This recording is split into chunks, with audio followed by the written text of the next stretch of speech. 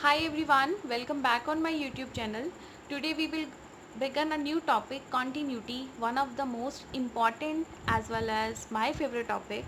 So what's the basic definition of continuity? तो बेटा सबसे पहले continuity के लिए आपको चाहिए एक function, right? तो function मीन्स हमें चाहिए एक स्टेटमेंट, जो स्टेटमेंट होगी फंक्शन हमें गिवन होगा। तो फंक्शंस हमारे पास कौन कौन से होते हैं उनको पहले डिस्कस करते हैं। फर्स्ट ऑफ ऑल हमने चैप्टर 1 में +1 में पढ़ा था polynomial function. Let me write it. Then rational function, modulus function, greatest integer function and signum function. And in all these chapters we are going to study only these functions. इसके बाहर तो कुछ आ ही नहीं सकता, राइट? तो जैसे कि मैं आपको बता देती हूँ कि हमने यहाँ पर स्टडी क्या क्या करना है। सबसे पहले हमने स्टडी करना है कॉन्टीन्यूटी मीन्स फंक्शन कॉन्टीन्यूस है या नहीं। उसके बाद हम उसको डिफ्रेंशिएट करेंगे। उसके बाद हम एप्लीकेशंस पढ़ेंगे डिफ्रेंशिएबिलिटी की, applications of differentiability. Then we will have integration और उसके बाद हमारे पास होगा applications of integration, right? And at the last हम पढ़ेंगे डिफरेंशियल इक्वेशंस। तो ये सब टॉपिक्स आपस में इंटर रिलेटेड हैं। अगर आपका मैं ये कहूँगी कि अगर आपका बेस वीक हो गया तो ये सारे टॉपिक्स वीक हो जाएंगे। हमारा मेन जो यहाँ पर एजेंडा है वो है बेसिक्स क्लियर करना, क्योंकि जब मैंने आपको फॉर्मूला करवाना है ना तो आपने इक्वेशन झट से कर देनी है, कोई प्रॉब्लम आनी ही नहीं। प्रॉब्लम आती है जब हमारे पास इस टाइप के फंक्शंस आ जाते हैं, like this modulus function, greatest integer function या सिग्नम फंक्शन या फिर रैशनल फंक्शंस। यहाँ पर हमें क्वेश्चन हैंडल करने थोड़े डिफिकल्ट हो जाते हैं। अगर हमारे पास क्वेश्चन सीधे सीधे आ रहे हैं पॉलिनोमियल फंक्शंस के तो हम कर देंगे, रैशनल फंक्शंस भी हम कर देते हैं, नहीं प्रॉब्लम आती। तो ज़्यादा बात ना करते हुए मैं कॉन्टीन्यूटी पर आती हूँ। सबसे पहले जो हमारा मेन टॉपिक है, ये जितने भी फंक्शंस हमने किए थे +1 में, मैं उनके ग्राफ बनाने लगी हूँ जल्दी से। तो बेटा मैंने यहाँ पर 2 ग्राफ ड्रॉ किए हैं, polynomial function and modulus function के, राइट? तो पॉलिनोमियल में मैंने सिर्फ यहाँ पर क्वाड्रेटिक इक्वेशन ली है, लाइक पैराबोला। पॉलिनोमियल तो बहुत सारी होती है ना, cubic polynomial, by quadratic polynomial, linear polynomial. तो मैं सिर्फ पॉलिनोमियल ले रही हूँ यहाँ पर, क्वाड्रेटिक पॉलिनोमियल। और ये इस तरह से मैंने एक और किसी और पॉलिनोमियल का ग्राफ ड्रॉ किया है। उसके बाद मैंने मॉडुलस फंक्शन का ग्राफ ड्रॉ किया है। तो ये पास हो रहा है ओरिजिन से और ये ओरिजिन से पास नहीं हो रहा, राइट? तो जब भी मॉड के ग्राफ बनते हैं, पीक बनता है यहाँ पर नीचे, देखो जिस तरह से ये बन रहा है। तो ये जो ग्राफ है ये है मॉड एक्स का ग्राफ, और ये सपोज कोई ए पॉइंट है तो ये ग्राफ है मॉड एक्स माइनस ए का, ठीक है? तो अब देखो कॉन्टीन्यूटी क्या है। जब मैंने ये ग्राफ बनाया तो मैंने अपना पेन नहीं उठाया, सिंपली मेरी कर्व बन गई।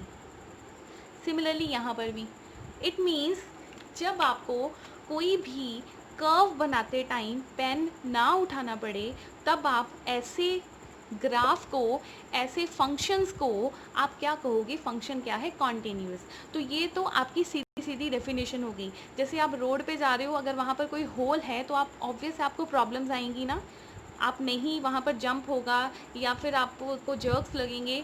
सिमिलरली मैथमेटिक्स में भी अगर किसी भी ग्राफ में इस तरह से कोई प्रॉब्लम आ जाए तो वहाँ पर बहुत सारी चीज़ें एप्लीकेबल नहीं होती।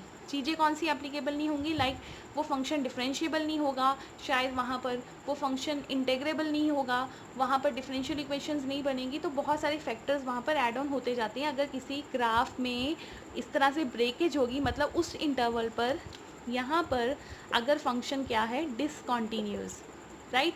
तो जहाँ पर भी आपको ब्रेक मिलता है, जंप मिलता है, तो वहाँ पर जो आपका ग्राफ है वो कॉन्टीन्यूअस नहीं होता, ठीक है? तो इसीलिए मैंने यहाँ पर 2 फंक्शंस उठाए थे। सिमिलरली आप बहुत सारे फंक्शंस उठा सकते हो +1 के। वहाँ पर आप देखो कहाँ पर आपको ग्राफ बिना पेन उठाए बन रहा है, तो वहाँ पर वो फंक्शन कॉन्टीन्यूस होगा, अदरवाइज़ वो डिसकॉन्टीन्यूस होगा, ठीक है? तो हम डिस्कस करेंगे धीरे धीरे हर एक फंक्शन के बारे में। मैंने जस्ट एक बेसिक डेफिनेशन देनी थी। सिमिलरली ये कर्व है, ये कर्व मैंने यहाँ से शुरू की और यहाँ पे ख़त्म की, मुझे पेन नहीं उठाना पड़ा, मीन्स ये कॉन्टीन्यूस है। ये फंक्शन, ये मैंने यहाँ से शुरू किया और यहाँ पर ख़त्म हो गया, मुझे पेन नहीं उठाना पड़ा, तो ये फंक्शन भी कॉन्टीन्यूस है।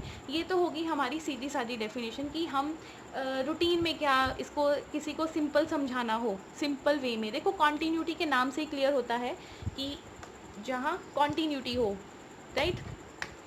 लेकिन एक्चुअल में मैथमेटिकली कॉन्टीन्यूस फंक्शन क्या है, ये है मेन डेफिनेशन, इसको देखते हैं। तो बेटा देखो यहाँ पर मैंने एक्स एक्सिस लिया है, वाई एक्सिस लिया है और एक्स कोई पॉइंट लिया है ए, ठीक है। अब देखो जब आप x को a पुट करोगे, सपोज आपका कोई y equals to f x कोई फंक्शन है, जब आप x को a पुट करोगे तो आपके पास y की वैल्यू क्या आएगी, F A. It means X A पर जो आपकी y की वैल्यू है वो हमें क्या मिल रही है, एफ ए। तो आप देखो यहाँ पर एफ ए जो हमारा है, तो ये पॉइंट होगा एफ ए। अब बेटा मैथमेटिकली समझो, मैं क्या करने लगी हूँ, मैं x जो a था मेरा, जो x a था उसमें मैं थोड़ा चेंज करने लगी हूँ। चेंज क्या होगा, delta x means very very small. आप फिजिक्स में पढ़ते हो ना, delta x means very very small. मैंने a में थोड़ा चेंज करना है, थोड़ा मैंने राइट से चेंज करना है, थोड़ा मैंने लेफ़्ट से चेंज करना है। फिर मैंने चेक करना है कि अगर आप राइट से चेंज करते हो तो फंक्शन में क्या चेंज आता है, अगर आप लेफ़्ट से चेंज करते हो तो फंक्शन में क्या चेंज आता है, और उस चेंज को हम बोलते हैं लिमिट, जो आपने +1 में पढ़ा है, राइट। अगर नहीं भी पढ़ा तो अब पढ़ेंगे, नो प्रॉब्लम, कवर हो जाएगा, उसमें कोई प्रॉब्लम नहीं है, ठीक है। तो अब देखो बेटा मैं क्या करने लगी हूँ, मैंने क्या किया, मैंने x में चेंज किया a पॉजिटिव, राइट। और फिर x में a पॉजिटिव चेंज करके हम चेक करेंगे कि फंक्शन हमें क्या आंसर देगा, ये फंक्शन हमें क्या आंसर देगा। सिमिलरली हम यहाँ पर x में चेंज करेंगे a नेगेटिव, फिर हम चेक करेंगे कि ये हमें क्या आंसर देगा, राइट।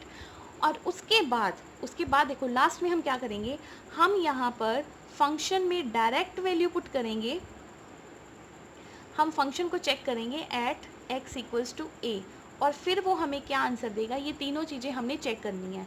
अगर ये तीनों चीज़ें सेम आ गई तो हम कहेंगे कि हमारा फंक्शन क्या है, कॉन्टीन्यूअस, राइट।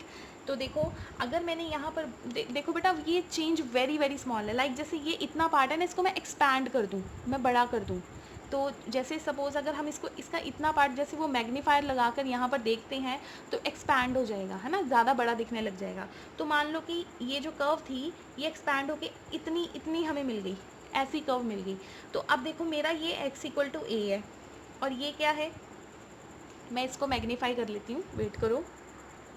देखो बेटा मैंने इसी कर्व को थोड़ा मैग्नीफाई करके बनाया, थोड़ा बड़ा करके बनाया। अब देखो मैं क्या करने लगी हूँ, मैंने यहाँ पर पॉइंट ले लिया a प्लस, ये कौन सा पॉइंट है, दिस पॉइंट इज, अगर ये a है ना तो ये कौन सा पॉइंट है, a प्लस। मतलब अगर सपोज a की वैल्यू 2 है तो a प्लस क्या होगा, 2.00001। वेरी वेरी स्मॉल चेंज करना है ना, तो मैंने वेरी वेरी स्मॉल चेंज किया। अब वेरी वेरी स्मॉल पर हम चेक करेंगे कि क्या वो हमें सेम वैल्यू दे रहा है। देखो बेटा ये सेम वैल्यू आ रही है, ये हमें फिर एफ ए ही दे रहा है, फिर हमें एफ ए दे रहा है, राइट। सिमिलरली अगर हम यहाँ पर नेगेटिव की तरफ चेंज करते हैं, फिर मैंने इसमें थोड़ा सा चेंज किया नेगेटिव की तरफ, ठीक है, तो तभी मैं इसको कलर्ड पेन से यूज़ कर रही हूँ। अब फिर मैंने चेंज किया, ये देखो फिर मुझे वहीं पे वैल्यू मिल रही है सेम, और कौन सी वैल्यू मिल रही है, ये वाली एफ ए, ठीक है। तो ये कौन सा पॉइंट है, जब आपका एक्स ए और y आपका है एफ ए। मेरा कहने का मतलब ये है कि अगर आप यहाँ पर आप एफ ए नहीं लिखोगे, यहाँ पर आप एफ एक्स लिखोगे, ए की वैल्यू तो आप पुट करोगे ना, फिर आपको एफ ए मिलेगा, ठीक है। तो मेरा थोड़ा मिस्टेक होगी, सॉरी फॉर डैट। तो देखो जब आप एक्स को चेंज कर रहे हो, मेरा कहने का मतलब ये है कि आपने एक्स को ए प्लस पुट किया ना, तब भी आपको एफ ए ही मिल रहा है। जब आपने x को a नेगेटिव पुट किया तब भी आपको f ऑफ a ही मिल रहा है, और जब आपने x को a पुट किया तब भी आपको f ऑफ a ही मिल रहा है। तो इट मीन्स कहने का मतलब ये है कि जो मैं बोल रही हूँ उसको ध्यान से सुनो, x में लेफ़्ट में चेंज करो या फिर राइट में चेंज करो, उससे फंक्शन में कोई चेंज नहीं होता। फंक्शन हमें वही आंसर देता है जो आंसर वो हमें ए पॉइंट पर देता है। I am repeating once again, यही लाइन इसका मेन क्रक्स है, पूरा चैप्टर समझ आ जाएगा। एक्स में थोड़ा चेंज करो राइट में, एक्स में चेंज करो लेफ्ट में, this is change. Delta x लिख दूँ यहाँ पर, आपको क्लियर हो जाएगा, डेल्टा एक्स। एक्स में थोड़ा चेंज करो राइट में, एक्स में थोड़ा चेंज करो लेफ्ट में, it will not affect the value of function at x equals to a। ठीक है, आई होप आपको ये डेफिनेशन क्लियर हो गई है। तो हमें यहाँ पर ये जो मैंने क्वेश्चंस मार्क लगाए थे, it means in questions mark की जगह हमें मुझे क्या आंसर मिलेगा, f of a and f of a। और अगर ये तीनों चीज़ें इक्वल आ जाती हैं किसी स्टेटमेंट के लिए, तो हम ऐसी स्टेटमेंट्स को बोलते हैं कि ये फंक्शंस क्या हैं, continuous, right. I am repeating once again, किसी x की वैल्यू में लेफ़्ट में चेंज करो, राइट में चेंज करो, अगर आपको एक ही वैल्यू मिल रही है, मतलब आपको एक ही आंसर मिल रहा है f ऑफ a, तो आप ऐसे फंक्शंस को बोलोगे, ऐसे फंक्शंस क्या होंगे, कॉन्टीन्यूस होंगे, राइट। तो अगर हम एक सिंपल सी एग्जांपल ले पॉलिनोमियल की, I am going to rub it now, I hope it is clear to you. देखो, अगर ये डेफिनेशन समझ आ गई ना, तो बेस स्ट्रॉन्ग हो जाएगा, इंटीग्रेशन डेरिवेटिव बहुत अच्छे लगेंगे, इंटरेस्ट बनेगा आपका करने में। अदरवाइज़ तो बेटा आपको भी पता है, फॉर्मूला करवा ही देना टीचर्स ने और क्वेश्चंस आप कर ही लोगे, लेकिन ऐसे करने पर आपके जो कॉम्पिटिटिव एग्ज़ाम्स होते हैं वो कभी नहीं क्लियर होते, क्योंकि कॉम्पिटिटिव एग्ज़ाम्स का लेवल इतना हाई हो चुका है कि वो क्वेश्चन फॉर्मूला बेस्ड देते ही नहीं है, वो देते हैं डेफिनेशन बेस्ड। आप अपने क्वेश्चंस ही देख लिया करो प्रीवियस ईयर के उठाकर, आपको वहाँ से क्लैरिटी हो जाएगी, मुझे ज़्यादा एक्सप्लेन करने की ज़रूरत नहीं है। If you want to up your level, you have to make your base very strong, right. So हम सिंपल सी एग्जांपल लेते हैं पॉलिनोमियल की। मैंने कोई फंक्शन लिया, पॉलिनोमियल फंक्शन लाइक 2x+1, मैंने एक लीनियर इक्वेशन लिया which is a linear, not equation, equation तो तब होती है ना इक्वल टू समथिंग हो, लीनियर पॉलिनोमियल। तो मैं लीनियर पॉलिनोमियल का ग्राफ मुझे पता ही है, बचपन से बनाते आ रहे हैं, ऐसा बनेगा, ये ऐसा बनेगा, ये ऐसा बनेगा, जैसा भी बनेगा, मीन्स एक स्ट्रेट लाइन बनेगी। तो मुझे तो बेटा स्टेटमेंट देख के पता चल गया कि ये तो कॉन्टीन्यूस होगा ही होगा। आप किसी भी पॉइंट पर चेक कर लीजिए, कोई भी पॉइंट दे दो मुझे, मैं ये डिसकॉन्टीन्यूस प्रूव कर ही नहीं पाऊंगी। तो स्टेटमेंट देख के हमें पता होना चाहिए। पता कैसे लगेगा, जब आपके दिमाग में इमेज फिट होगी कि ये लीनियर पॉलिनोमियल है और इसका ग्राफ ऐसे ही बनना और मुझे पेन तो उठाना ही नहीं पड़ेगा। तो आप बेटा कोई भी ग्राफ, कोई भी मुझे पॉइंट दे दो, चाहे इन्फिनिटी दे दो, राइट। तो वहाँ पर ऐसी प्रॉब्लम्स में हमें देखकर पता चल जाना चाहिए कॉम्पिटिटिव एग्जाम्स में कि ये तो कॉन्टीन्यूस होने ही वाला है, राइट। तो सबसे पहले अगर सपोज वो कह रहे हैं कि check continuity of function at x equals to 4, means suppose अगर कोई भी इसका ग्राफ बन रहा है, मान लो ऐसा कुछ बन रहा है, तो वो कह रहे हैं, चलो नीचे मत लेके जाओ, इसको ऊपर ही रहने दो, ऐसा कुछ है, तो वो कह रहे हैं कि x इक्वल टू 4 पर चेक करो। 4 पर चेक करने का मतलब ये है कि एक तो हम 4 पर वैल्यू चेक करेंगे, इसकी क्या है, फंक्शन हमें क्या वैल्यू दे रहा है 4 पर, फिर हम क्या चेक करेंगे, फिर हम 4 के थोड़ा सा चेंज करेंगे, फिर हम चेक करेंगे कि फंक्शन हमें क्या वैल्यू दे रहा है, फिर हम क्या करेंगे, फिर हम 4 का थोड़ा सा नेगेटिव पर चेक करेंगे कि वो हमें क्या वैल्यू दे रहा है, राइट। तो ये हमारी बेसिक डेफिनेशन है, limit x approaches to 4 negative f(x), जो भी आंसर आएगा, a function is continuous, function is continuous if, let me write it again क्योंकि ये तो मेन पॉइंट है, अ फंक्शन is continuous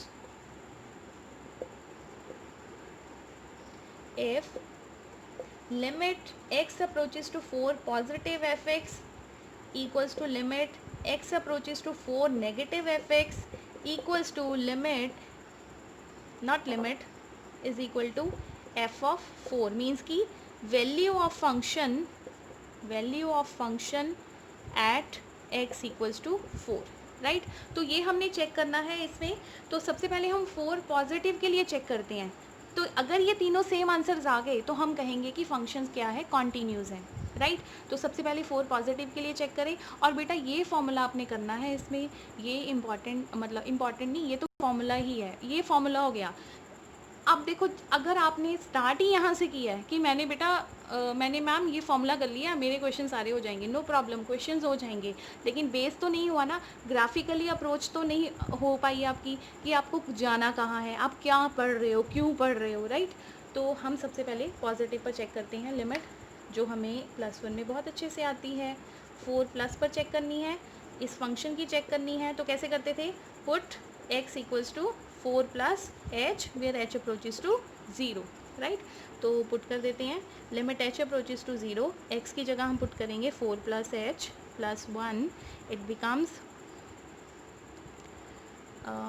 4 2 ज़ा 8 प्लस 2h प्लस 1, और उसके बाद हम लिमिट अप्रोच करवा देंगे h टेंडिंग्स टू 0. अगर आप 0 अप्रोच कराओगे 8 plus 0 plus 1, your answer is 9. तो इट मीन्स अगर आपकी लिमिट 4 पॉजिटिव है तो आपका आंसर कितना आ रहा है 9. Your answer is 9. अब हम चेक करते हैं 4 नेगेटिव पर. तो मैंने जस्ट यहाँ पर नेगेटिव साइन डाल दिया, h अप्रोचेज टू 0, यहाँ पर सब जगह नेगेटिव साइन हो जाएगा. और क्योंकि यहाँ पर x को आप क्या पुट करोगे 4 माइनस एच, इसको हम अंडरलाइन कर देते हैं इस तरह से, h अप्रोचेज टू 0. तो ये हमारा बन गया माइनस 2h. तो फिर 8 minus 0, 8 minus 0 plus 1, answer is 9. देखो फिर आंसर 9 आ रहा है. नेगेटिव पर भी आंसर सेम दे रहा है. कौन आंसर सेम दे रहा है? फंक्शन. अब हम चेक करेंगे, क्या चेक करेंगे? यस, अब हम चेक करेंगे function at 4, at x equals to 4. Directly function को चेक करते हैं कि 4 पर क्या दे रहा है आंसर. 2 into 4 plus 1. यस बेटा, आंसर इज़ 9. तो हमने ये प्रूव कर दिया. Therefore limit x approaches to 4 positive fx हमें आंसर दे रहा था 9. Limit x approaches to 4 negative हमें आंसर दे रहा था 9. और limit, not limit, f of 4 भी हमें क्या आ रहा है 9. तो ये तीनों सेम है, तो हम कहेंगे कि हमारा फंक्शन क्या है, कॉन्टीन्यूस, राइट.